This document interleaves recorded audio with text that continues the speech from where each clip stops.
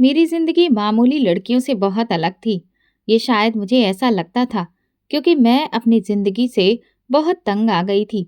जब मेरे माता पिता जिंदा थे तब मेरी जिंदगी बहुत आसान थी, मगर उनके मरने के बाद तो जैसे मेरी पूरी दुनिया ही बदल कर रह गई थी। मेरे पिता तो पहले ही इस दुनिया से जा चुके थे और अब मैं अपनी शादीशुदा मौसी के घर पर रहती थी। मेरे पिता के रिश्तेदार दूसरे शहर में रहते थे और उनके यहाँ जाना मेरे लिए कोई आसान बात नहीं थी। मेरे पिता के जाने के बाद मेरी माँ ने मेरी परवरिश की थी। वो पढ़ी लिखी थी और टीचर की नौकरी किया करती थी। मेरी नानी नहीं थी और ना ही मेरी माँ का कोई भाई था। नानी के गुजर जाने के बाद माँ ने मौसी को अपने घर में रख लिया था। मेरी माँ स्कूल में टीचर की नौकरी करती थी और घर में भी बच्चों को ट्यूशन दिया करती थी। उन्होंने फैसला किया था कि वो अपनी बहन को अपनी औलाद की तरह पालेंगी। मौसी बहुत अच्छी थी, लेकिन फिर उनकी शादी माँ ने एक अमीर परिवार में करवा दी। मौसी तो अपने घर में खुश रहने लगी, लेकिन जब मेरी माँ गुजर गई तो मैं अनाथ हो गई। सबको पता था कि इस शहर में मेरी मौसी ही मेरा एकमात्र सहारा है। उस समय मेरी उम्र 13 साल थी, इसलिए मेरी जिम्मेदारी मौसी को दे दी गई। मैं अपना बोरिया बिस्तर बांधकर मौसी के घर आ गई, लेकिन मैंने नोटिस किया कि जब से मैं उनके घर आई थी, वो मेरे आने से बिल्कुल भी खुश नहीं थी। उनके पति तो मुझसे काफी बुरा भला कहते थे। मौसी भी अब पहले जैसी नहीं रही। उनकी शादी अमीर घर में हुई थी, इसलिए अब उन्हें मैं गरीब और बोझ लगने लगी थी। उनकी सास भी मुझे ताने दिया करती थी। मैं मौसी के घर का सारा काम करती थी, उनके ताने सुनती थी, मगर फिर भी कोई मेरी इज्जत नहीं करता था। फिर वो दिन आ गया जब उन्होंने मुझ पर सबसे बड़ा जुल्म किया। मौसा जी हमेशा उनसे कहते रहते थे कि मुझे यहाँ से भेज दें। उन्होंने कई सालों तक मुझे झेला, लेकिन आखिरकार उन्होंने फैसला कर लिया कि अब मुझे घर से निकाल देना चाहिए। एक दिन मौसी ने मुझे पकड़कर जमीन पर धकेल दिया, मेरे बाल खींचे और कहने लगी, यहाँ से चली जा। तेरी वजह से मैं कई सालों से बातें सुन रही हूँ, लेकिन अब और नहीं सह सकती। मैंने रोते हुए मौसी से कहा, मौसी, एक दिन आप भी अकेली थी। मेरी माँ ने आपको सहारा दिया था। अब मेरा भी वही समय आ गया है। आपको मुझ पर रहम नहीं आता। लेकिन उन्होंने कहा, मैंने बहुत ख्याल कर लिया तेरा, अब और नहीं कर सकती। मैं अपने ससुराल में रहती हूँ, मायके में नहीं कि मैं तुझे एडजस्ट करूँ। आज मुझे अपनी मौसी बिल्कुल अजनबी लग रही थी। उन्होंने मुझे जबरदस्ती पकड़ा और मेरे बालों पर उस तरह चला दिया। मेरे लंबे काले बाल जमीन पर थे।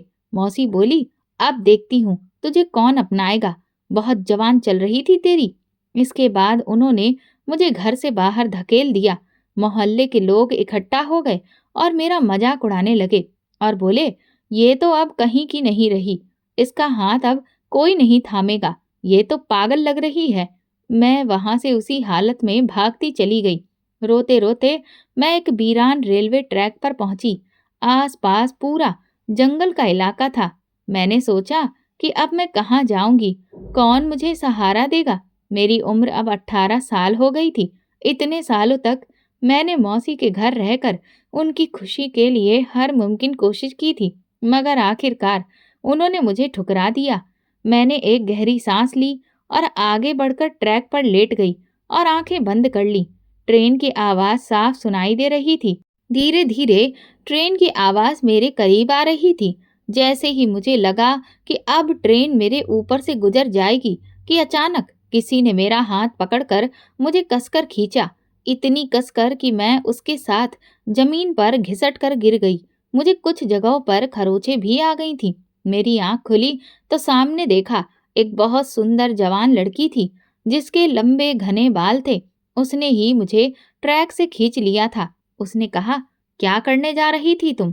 मैंने रोते हुए उसे अपनी कहानी सुनाई और कहा, तुमने मुझे क्यों बचाया? अब मेरी जिंदगी का कोई मतलब ही नहीं। उसने कहा, तो तुम बेसहारा हो, चलो मेरे साथ। मैं हैरान थी, ना मैं उसे जानती थी ना वो मुझे, मगर उसकी आवाज में ऐसी ताकत थी कि मैं इनकार नहीं कर सकी और उसके साथ चल दी। वो मुझे अपने घर ले गई, एक छोटा लेकिन मजबूत सा घर। उसने कहा, ये मेरा घर है। मैं यहाँ अपने भैया अर्चित के साथ रहती हूँ। उसका भाई घर पर नहीं था, लेकिन उसने मुझे अंदर बिठाया, पानी पिलाया और कहा, अब तुम सुरक्षित हो, कुछ मत सोचो, आराम करो। मैं सच में सुकून में आ गई थी। कई दिनों बाद पहली बार ऐसा लगा कि सब कुछ ठीक हो सकता है, लेकिन मुझे नहीं पता था कि ये सुकून सिर्फ दिखावे का था। थोड़ी देर के बाद अंबिका का भाई अर्चित घर में आया। वो दिखने में लंबा चौड़ा, सुंदर और प्रभावशाली था, मगर उसने एक नज़र भी मुझ पर नहीं डाली और सीधे अपने कमरे में चला गया। अंबिका ने बताया, ये मेरे भैया हैं, मुझसे 3 साल बड़े हैं। हम दोनों भाई बहन यहाँ अकेले रहते हैं। हमारे माता पिता नहीं हैं। तुम भी हमारे साथ आराम से रह सकती हो। उसकी बात सुनकर मुझे यकीन ही नहीं हो रहा था कि क्या कोई किसी की इस तरह मदद कर सकता है। फिर उसने कहा, लेकिन हमारे घर में कुछ उसूल हैं जिन्हें तुम्हें फॉलो करना होगा। मैं चौंक गई। कैसे उसूल? अंबिका बोली, अगर तुम्हें यहाँ रहना है तो तुम इस घर से बाहर नहीं जा सकती। अगर लोग तुम्हें देखेंगे तो सवाल करेंगे कि तुम कौन हो। हम किसी को ये नहीं समझा सकते कि हमने तुम्हारी मदद की है। मेरे पास कोई और रास्ता नहीं था। मैं मौसी के घर भी नहीं जा सकती थी, सड़क पर भी नहीं रह सकती थी, और इस वक्त मेरी जिंदगी बचाना मेरे लिए सबसे जरूरी था। इसलिए मैंने यहाँ रुकने का फैसला किया। लेकिन मुझे अंदाजा नहीं था कि ये घर मेरे लिए कितना खतरनाक साबित होगा। ये कोई आम घर नहीं था, और सबसे अजीब बात थी कि अर्चित वैसा नहीं था जैसा दिखता था। अंबिका ने अपने भाई की बहुत तारीफ की थी, मगर मुझे वो अजीब लगता था। मैं मजबूरी में यहाँ रह रही थी, लेकिन ये घर जितना शांत दिखता था उतना था नहीं। अगले दिन अंबिका किसी काम से बाजार गई और मैं घर में अकेली थी। अर्चित भी घर में ही था और मैंने महसूस किया कि वो मुझे गौर से देख रहा था। मुझे डर लग रहा था कि कहीं वो मेरे अकेले होने का फायदा ना उठाए, मगर उसने कुछ भी नहीं कहा। वो बस चुपचाप बैठा रहा। शायद ऐसा व्यवहार उसकी आदत थी। मैं ऊपर वाले से प्रार्थना करती रही कि मेरी जिंदगी में सब कुछ ठीक हो जाए। धीरे धीरे मैं इस घर को समझने लगी। ये पुराना लेकिन मजबूत मकान था। लंबा आंगन, ऊंची छतें, लकड़ी के भारी दरवाजे और दीवारों पर पुरानी पेंटिंग्स। लेकिन इस घर के अंदर का माहौल रहस्य में डूबा हुआ था। सबसे पहली अजीब बात यह थी कि अर्चित ज्यादातर समय घर से बाहर रहता था। कभी कभी तो वो सारी रात भी बाहर बिता देता था। उसे इस बात की फिक्र होनी चाहिए थी कि घर में उसकी जवान बहन अकेली रहती है, या फिर उसने अपनी बहन को मुझ जैसी अनजान लड़की के हवाले छोड़ दिया था। एक दिन मैंने हिम्मत करके अंबिका से पूछा, तुम्हारे भाई कहाँ जाते हैं? उन्हें तुम्हारी चिंता नहीं होती? मेरे इस सवाल पर वो चौंक गई। फिर कुछ देर सोचने के बाद बोली, वे नौकरी करते हैं। उनकी दिन रात दोनों शिफ्ट की ड्यूटी होती है, इसीलिए वो बिजी रहते हैं। मैंने पूछा, कैसी नौकरी? वो पहले थोड़ी हिचकिचाई, फिर फौरन बोली, मेरे भैया बॉडीगार्ड हैं, लोगों की सुरक्षा करते हैं। ये जवाब मेरे सवालों को कम करने के बजाय और ज्यादा बढ़ा रहा था, क्योंकि अर्चित का स्वभाव किसी भी बॉडीगार्ड के जैसा नहीं लगता था। इस घर में एक कमरा था जो हमेशा बंद रहता था। मैंने कई बार उसे खोलने की कोशिश की, मगर वो हमेशा लॉक रहता था। एक दिन जब अर्चित घर में नहीं था, तो मैंने फिर अंबिका से पूछा, ये कमरा किसका है? उसके चेहरे पर एक डर की लकीर उभर आई। उसने सख्त लहजे में कहा, तुम्हें इस कमरे से कोई ताल्लुक नहीं रखना चाहिए, और तुम वहां जाना भी मत। उसकी आवाज इतनी सख्त थी कि मैं कुछ और पूछने की हिम्मत ही नहीं कर सकी। लेकिन अब मेरा शक और बढ़ चुका था। रात को जब अंबिका और अर्चित सो जाते, तो कभी कभी मुझे उस बंद कमरे से धीमी धीमी आवाजें सुनाई देती। एक रात जब मैं अपने बिस्तर पर लेटी थी, तो अचानक मुझे ऐसा लगा जैसे बाहर कोई है। मैंने धीरे से दरवाजा खोला और आंगन में झांका, मगर वहां पर तो कोई भी नहीं था। लेकिन तभी मैंने देखा कि बंद कमरे के दरवाजे के पीछे हल्की रोशनी झिलमिला रही थी। मेरा दिल तेजी से धड़कने लगा। ये रोशनी वहां कैसे आई? क्या कोई अंदर था? मैं धीरे धीरे दरवाजे के करीब गई और कान लगाकर सुना। अंदर कोई धीरे धीरे बातें कर रहा था। मैंने दरवाजे को हल्का धक्का दिया, मगर तभी अंदर कोई आहट हुई और मैं घबराकर पीछे हट गई। अगले ही पल रोशनी बंद हो गई। अब मेरा शक यकीन में बदल रहा था। इस घर में कोई राज था। अगले दिन जब अर्चित घर वापस आया तो मैंने महसूस किया कि वो मुझे बहुत गौर से देख रहा था। ऐसा लग रहा था कि जैसे वो मेरे दिमाग के अंदर झांक रहा हो। उसकी आंखों में कुछ ऐसा था जो मुझे धमकी दे रहा था। अब मैं समझ चुकी थी कि इस घर में सब कुछ वैसा नहीं था जैसा दिखता था। यहाँ कुछ छुपाया जा रहा था और ये रहस्य अर्चित और अंबिका दोनों ही जानते थे। आज पहली बार अर्चित ने मुझसे बात की थी। उसने कहा, तुम बार बार इस कमरे की तरफ मत आया करो। उसके शब्दों में कुछ ऐसा था कि मेरे रोंगटे खड़े हो गए। उसे पता था कि मैंने कल रात कुछ सुना था। ये घर, ये दोनों भाई बहन और ये बंद कमरा मुझे बेचैन कर रहे थे। अब मुझे यकीन हो चुका था कि मेरा यहाँ रहना कोई साधारण बात नहीं थी। जरूर इन दोनों ने मुझे किसी मकसद से अपने घर में जगह दी थी। मैं जितना इन रहस्यों से बचने की कोशिश करती, उतनी ही उनमें उलझती जा रही थी।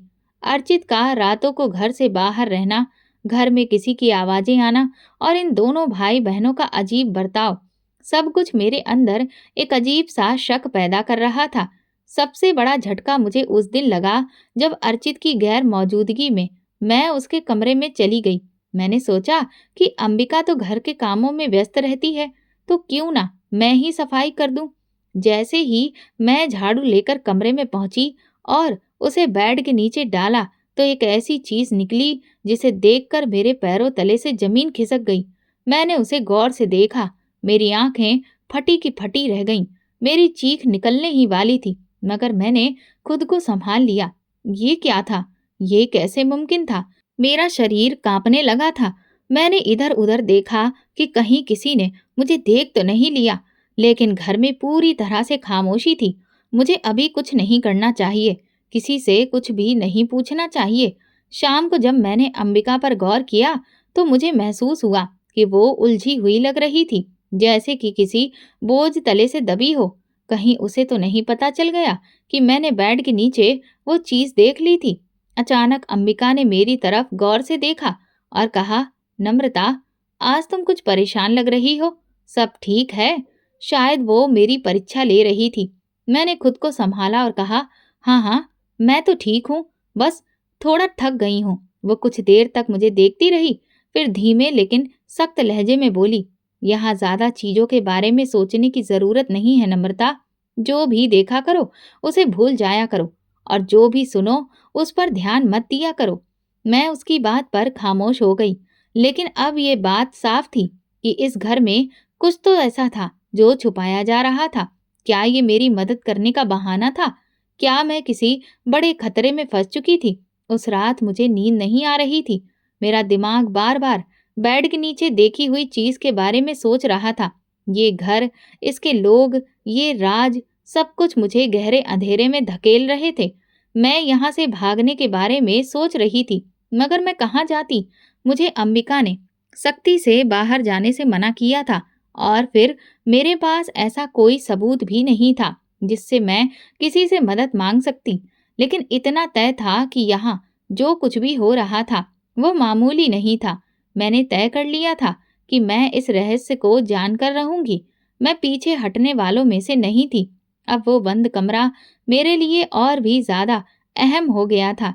शायद बेड के नीचे जो देखा था उसका संबंध इसी कमरे से था, मगर अंबिका ने सख्ती से कहा था कि मैं इस कमरे के पास भी ना जाऊं। लेकिन जब मुझे किसी चीज से रोका जाता तो मेरा इंटरेस्ट और भी ज्यादा बढ़ जाता था। रात के समय जब अर्चित घर से बाहर था और अंबिका अपने कमरे में थी, मैं धीरे धीरे अपने बिस्तर से उठी। मैं बिना आवाज किए उस बंद कमरे के करीब पहुंची, जहां से अक्सर रात में रोशनी झिलमिलाती थी और किसी के बात करने की आवाजें आती थीं। मेरा दिल जोर जोर से धड़क रहा था। मैंने कान लगाकर सुनने की कोशिश की। कुछ देर तक तो खामोशी थी, फिर अंदर से धीमी धीमी आवाजें आने लगी। हाँ, वहां कोई बात कर रहा था। मैंने धीरे से दरवाजे के हैंडल को घुमाने की कोशिश की।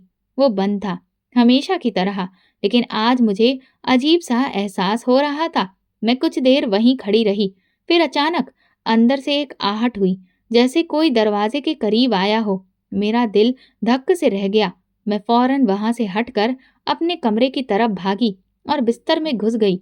नाश्ते के समय जब मैं अंबिका के बराबर बैठी तो मैंने महसूस किया कि वो मुझे बहुत ध्यान से देख रही थी। अचानक उसने पूछा, नम्रता, तुम रात में कहाँ थी? मैं चौंक गई। क्या उसे पता चल गया था? मैंने घबराहट छुपाने की कोशिश की और कहा, मैं तो अपने कमरे में ही थी। अंबिका ने सख्त लहजे में कहा, अगर तुम्हें अपनी जान प्यारी है और हमारे इस घर में रहना है तो हद में रहना पड़ेगा। मैंने तुम्हें पहले ही बताया था कि इस घर में रहने के कुछ उसूल हैं और तुम्हें उन्हें मानना होगा। मैं हैरान थी। आखिर इस बंद कमरे में ऐसा क्या था जो मुझसे छुपाया जा रहा था?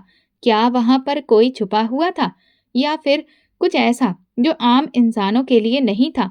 अब मैं तय कर चुकी थी कि इस रहस्य को जानकर ही रहूंगी, चाहे इसकी कोई भी कीमत क्यों ना चुकानी पड़े। मुझे हमेशा से ये सवाल परेशान करता था कि अर्चित आखिर ऐसी कौन सी नौकरी करता था जिसमें उसकी एक भी छुट्टी नहीं होती थी। मैंने कई बार अंबिका से पूछा था कि उसका भाई आखिर जाता कहाँ है, लेकिन वो हमेशा एक ही जवाब देती, वो नौकरी करता है बस, और कुछ मत पूछो। पर उस रात मैंने अर्चित को चोरी छिपे घर से निकलते देख लिया। मुझे लगा, अपने ही घर से बाहर निकलने के लिए कोई इतनी सतर्कता क्यों बरतेगा। आज मैंने ठान लिया कि मैं उसका पीछा करूंगी। मैंने जल्दी से अपना दुपट्टा लिया और अपने चेहरे को ढक लिया। फिर धीरे से दरवाजा खोलकर बाहर निकल गई। गली पूरी तरह से सुनसान थी।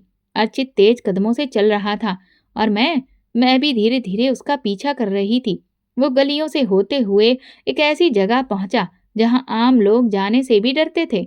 शहर के पुराने शमशान घाट पर। शमशान घाट। अर्चित इस वक्त यहाँ क्या करने आया था? मेरा मन कर रहा था कि मैं वापस चली जाऊं, लेकिन अब मैं पीछे नहीं हट सकती थी। मैंने जल्दी से एक झाड़ी के पीछे छिपने का फैसला किया और छुपकर उसे देखने लगी। शमशान घाट के अंधेरे में कुछ लोग पहले से मौजूद थे। अर्चित उनके पास पहुंचा और वे आपस में बातचीत करने लगे। मैंने उनकी बातें सुनने की कोशिश की।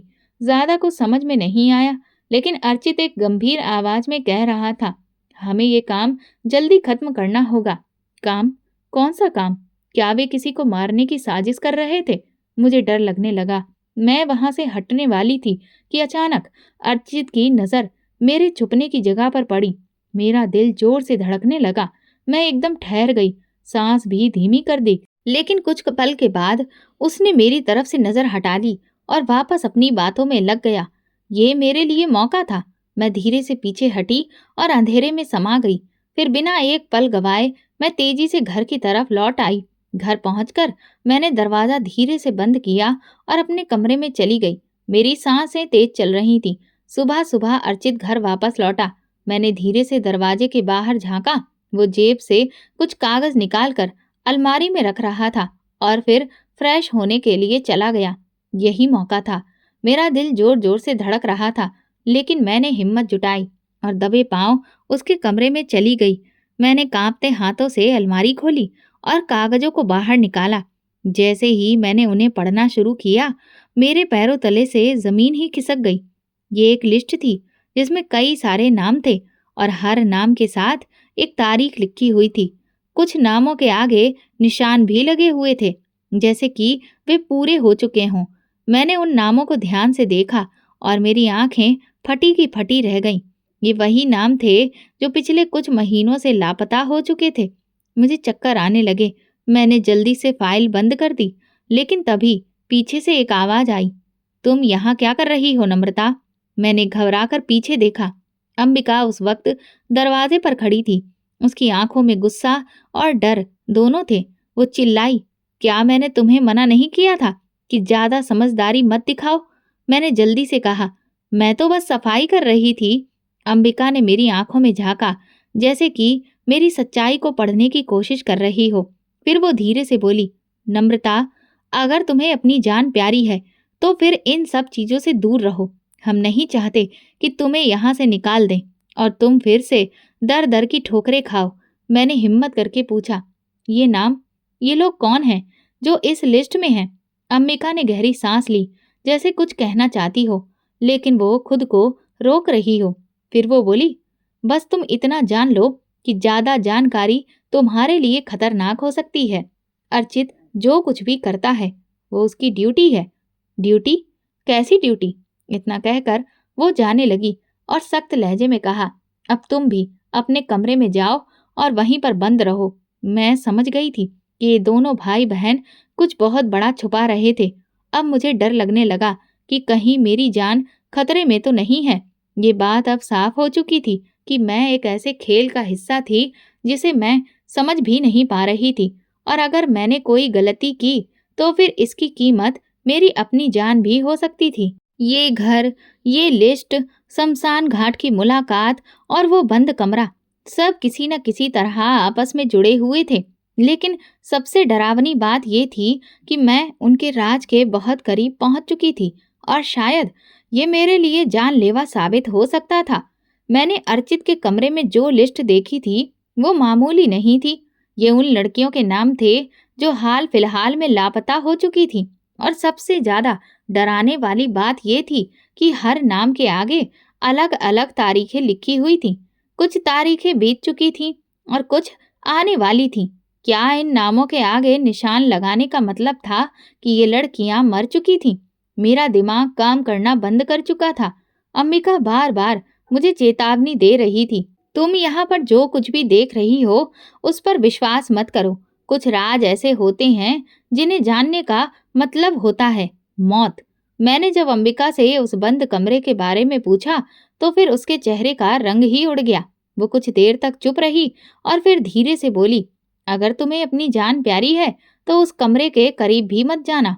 पर अब मैं पीछे हटने वाली नहीं थी। मैं उस बंद कमरे का सच जानकर ही रहूंगी। रात में जब सब सो गए तो मैं धीरे से उस कमरे के पास गई। दरवाजा हमेशा की तरह बंद था।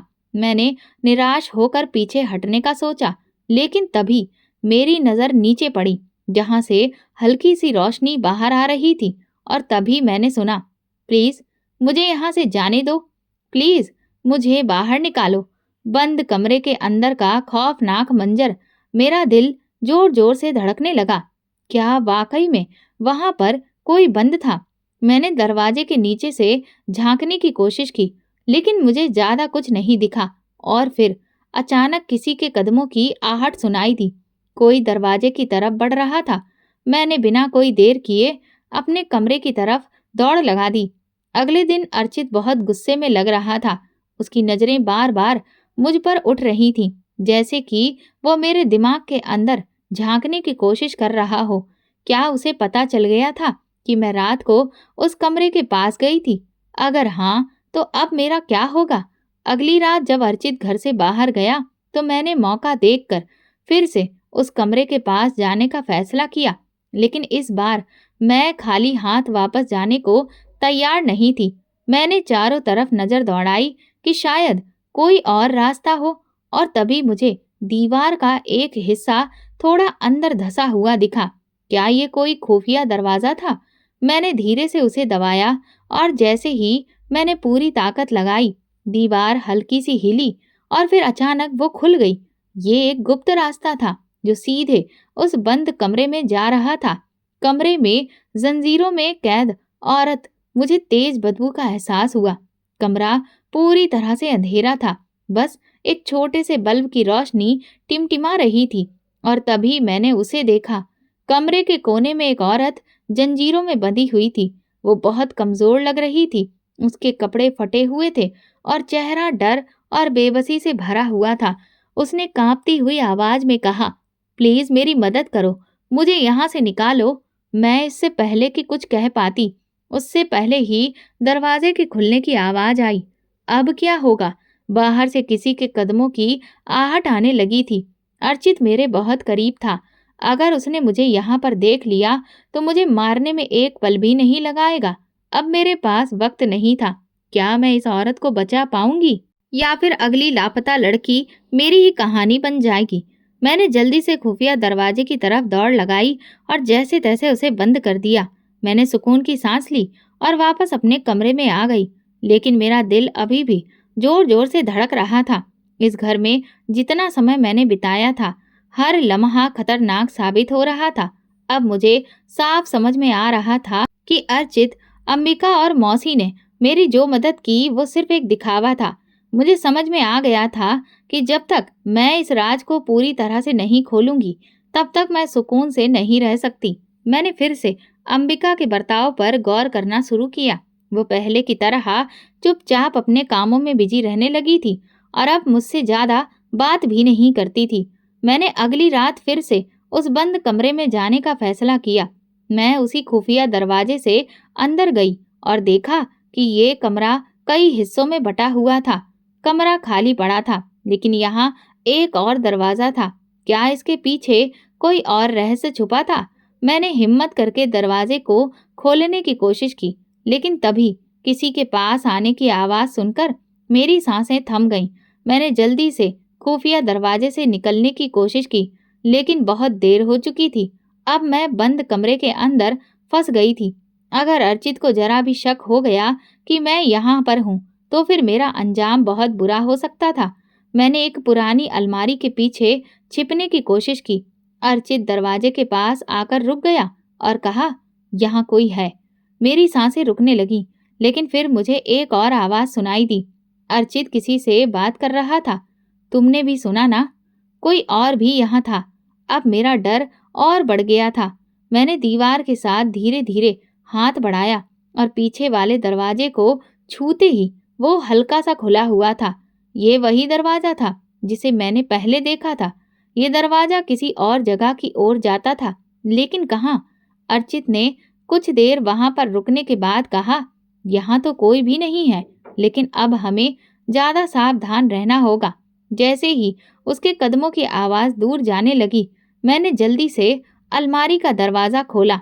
अलमारी में रखे कागजात और पुरानी चीजों के बीच में मुझे एक फाइल दिखी। ये वही फाइल थी जिसमें उन लापता लड़कियों के नाम दर्ज थे। मैंने जल्दी से पन्ने उल्टे और फिर मेरी उंगलियां कांपने लगीं। एक नई तारीख दर्ज थी, आखिरी मकसद। ये देखकर मेरी धड़कन रुक गई। अब अगला नंबर किसका था? क्या मेरा था? मैंने धीरे से दरवाजा खोला तो ठंडी हवा का झोंका महसूस हुआ और फिर मैंने देखा बेड के नीचे खून से सनी हुई चादर, जिसे देखकर मैं कई दिनों से डरी हुई थी। वही चादर मेरी आंखों के सामने थी। मेरे दिमाग में एक ही सवाल था, क्या अर्चित कातिल है? अचानक दरवाजे के पास से आवाज आई, तो तुमने सब कुछ जान लिया नम्रता? मैंने डरते हुए पीछे देखा। अर्चित मेरे सामने ही खड़ा था। उसकी आवाज में ना गुस्सा था, ना नरमी, बस एक अजीब सी ठंडक थी। ये सब क्या है? आप इन लोगों के साथ क्या कर रहे हो? मैंने कांपती हुई आवाज में पूछा। अर्चित धीरे धीरे मेरी तरफ बढ़ा और कहा, तुम गलत चीजों पर ध्यान दे रही हो नम्रता। जो तुम देख रही हो वैसा कुछ भी नहीं है। हर दिखने वाली चीज सच नहीं होती। लेकिन ये नाम, ये लापता लोग, ये खून और वो औरत, वो कहाँ गई? मैंने घबराते हुए पूछा। अर्चित ने मेरी तरफ देखा और जवाब दिया, अब तुम्हें सच जानना ही होगा। तो क्या मैं सच जान पाऊंगी, या फिर ये राज मेरे लिए अब एक नया मौत का दरवाजा खोल देगा? मैंने कमरे की तरफ इशारा किया। अर्चित कुछ समय के लिए खामोश हो गए, फिर गहरी सांस लेकर बोले, तुम्हें आज सब कुछ पता चल जाएगा नम्रता, मगर शर्त यह है कि तुम मुझ पर भरोसा करोगी और फिर मेरे साथ चलोगी। मैं घबरा गई और अजीब नजरों से उन्हें घूर कर देखा। उन्होंने कहा, चलो मेरे साथ। इस बंद कमरे के दरवाजे के पीछे मेरे कदम फौरन ही पीछे हट गए। मैं आप पर कैसे भरोसा कर सकती हूँ? मुझे आप दोनों भाई बहन बड़े ही अजीब लगते हैं। अर्चित ने शांत स्वर में जवाब दिया, अगर हम तुम्हें नुकसान पहुंचाना चाहते तो अब तक तो पहुंचा चुके होते। हमने सच में तुम्हारी मदद की है, तुम्हें अपने घर में पनाह दी है, मगर सच्चाई तुम्हें खुद देखनी होगी। मेरे पास अब दो ही रास्ते थे। मैं भागने की कोशिश करती, मगर फिर अर्चित मुझे रोक सकते थे। मैं उनके साथ जाती और खुद देखती कि आखिर वो क्या छुपा रहे थे। लेकिन अगर वे सच में मेरे साथ कुछ गलत कर देते। मैंने अपनी मुट्ठी भींच ली और खुद को मजबूत दिखाने की कोशिश की। अगर मैंने आज सच नहीं जाना तो मैं हमेशा शक में ही रहती। मैंने हिम्मत करके सिर हिला दिया। ठीक है, मैं आपके साथ चलती हूँ। अर्चित आगे बढ़े और धीरे से दरवाजा खोला। जैसे ही दरवाजा खुला, मैंने खुद को एक अंधेरी सुरंग में पाया। ये एक पुराना तहखाना था, मगर यहाँ हर चीज बड़े ढंग से रखी गई थी। दीवारों पर चार्ट और मैप्स लगे हुए थे। एक तरफ लोहे का संदूक रखा हुआ था। ये कोई आम जगह नहीं थी। मैंने पलटकर अर्चित की तरफ देखा और पूछा, ये कौन सी जगह है? उन्होंने धीरे से कहा, ये वो जगह है जहाँ सच छुपा हुआ है। मैंने गौर से चारों तरफ देखा और फिर जो नज़ारा मैंने देखा वो मुझे हैरान कर गया। सामने बैठे लोग जो मरे नहीं थे, कुछ औरतें और बच्चे बैठे हुए थे। वे सब जिंदा थे मगर डरे हुए थे। अब तक मेरे दिमाग में यही था कि अर्चित लोगों को मार रहे थे, मगर यहाँ तो सब कुछ उल्टा था। वे लोग डरे हुए थे मगर उनके चेहरे पर एक अजीब सी बेफिक्री थी, जैसे वे किसी खौफनाक हकीकत से बचकर यहाँ आए हों। क्या ये लापता लोग थे? क्या ये वही लोग थे जिनके नाम लापता लोगों की लिस्ट में थे? अर्चित ने मेरे चेहरे का एक्सप्रेशन देखा और गहरी सांस ली। नम्रता, जो कुछ भी तुमने देखा और समझा वो हकीकत का सिर्फ एक रुख था। मैंने बेचैनी से कहा, तो फिर असली हकीकत क्या है? अर्चित बोले, ये सब वे लोग हैं जिन्हें उनके अपने घर वाले मार देना चाहते थे। ये बेसहारा लोग हैं जो समाज के जुल्म से भागकर यहाँ पनाह लेने के लिए आए हैं, बिल्कुल तुम्हारी ही तरह। मैं हैरान रह गई। क्या? मेरी आंखें फटी की फटी रह गईं। अर्चित ने दीवार की तरफ इशारा किया। वहां एक चार्ट टंगा हुआ था। इसमें वे सभी नाम थे जो मैंने फाइल में देखे थे।